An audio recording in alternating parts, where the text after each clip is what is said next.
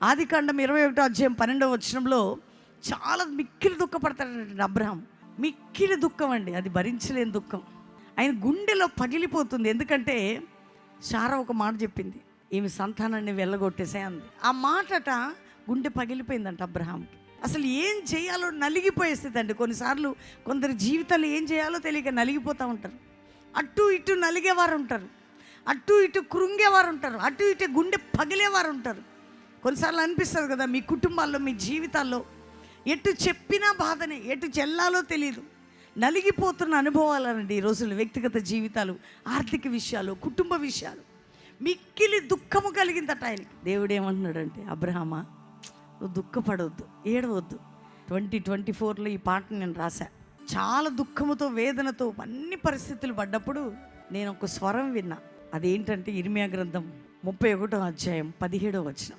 చాలా ఏడుస్తున్నా, చాలా కన్నీరు గారుస్తున్నా. అప్పుడు యెహోవా ఈ ఆజ్ఞ ఇచ్చుచున్నాడు.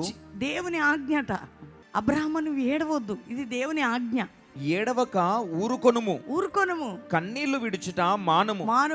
నీ క్రియ సఫలమై జనులు శత్రువుని దేశములో నుండి తిరిగి వచ్చెదరు. ఇదే యెహోవా వాక్కు. దేవుడు ఆజ్ఞ జారీ చేస్తున్నాడట. ఈ రాత్రి ఆజ్ఞాపిస్తున్నాడు నీతో, ఏడవద్దు, నువ్వు నీ దుఃఖ దినములు సమాప్తము కాబోతున్నాయి.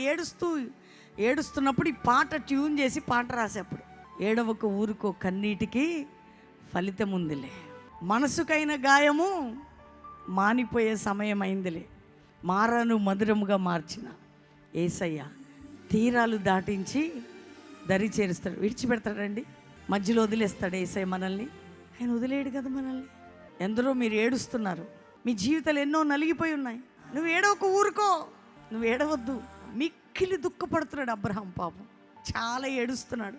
ఎందుకయ్యా ఈ పరీక్ష, ఈ జీవితం నాకు, నేనేం చేశానయ్యా, నాకు కొడుకుని ఇచ్చినట్టు ఇచ్చి ఇప్పుడు ఈ కొడుకుని ఎల్లగొట్టమంటుంది అంటే, దేవుడు అన్నాడు, ఏడవద్దు అబ్రహామా, దుఃఖపడకు, శారా చెప్పినట్టు చెయ్యి, పంపించు.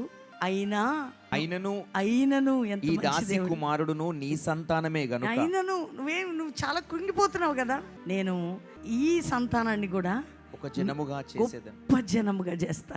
నువ్వు అట్లా దుఃఖపడకు, నేను వదిలిపెట్టను. ఎంత మంచి దేవుడు అండి.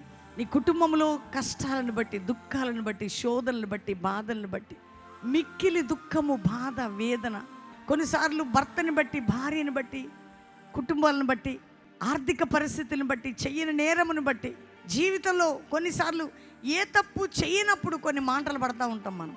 కానీ దేవుని బిడ్డలారా, మన వేదనని తొలగించే దేవుడే నేను ప్రకటిస్తున్న ప్రభువైన యేసుక్రీస్తు.